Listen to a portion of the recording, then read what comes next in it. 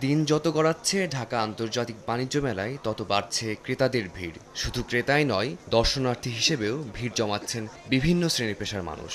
নানান পণ্যের পসরা সাজিয়ে বসেছে বিক্রেতা প্রতিষ্ঠানগুলো, প্রত্যাশা ভালো বেচাকেনার। আমাদের যে পাট পণ্য এই জিনিসটা আমরা সবার কাছে প্রচারটা করতেছে বেশি।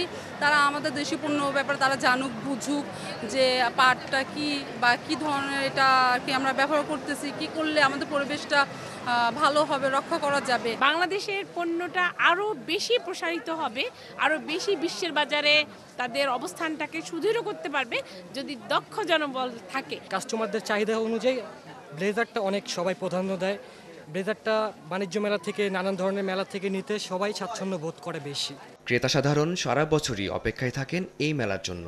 এখান থেকে দেশি বিদেশি পণ্যের মধ্যে নিজেদের পছন্দ অনুযায়ী পণ্য বেছে নেওয়ার আগ্রহ থাকে তাদের। মাসব্যাপী চলা এই মেলায় বিভিন্ন অফারের কারণে সামনের দিনগুলোতে আবারও আসার আগ্রহ প্রকাশ করেন ক্রেতারা। আমার অফারগুলো ভালো লাগতেছে, অফারের জন্য আসতে পারি। যেমন ঘরের জিনিসগুলোতে অফার দিচ্ছে, তারপরে ফার্নিচারগুলোতে অফার দিচ্ছে, তারপরে এই যে যেমন RFL এর প্রাণীরগুলোতে অফার দিচ্ছে, একটা কিনলে একটা, ওগুলো খুব ভালো। বাণিজ্য মেলায় আগে কখনো আসা হয় নাই, এবারই প্রথম।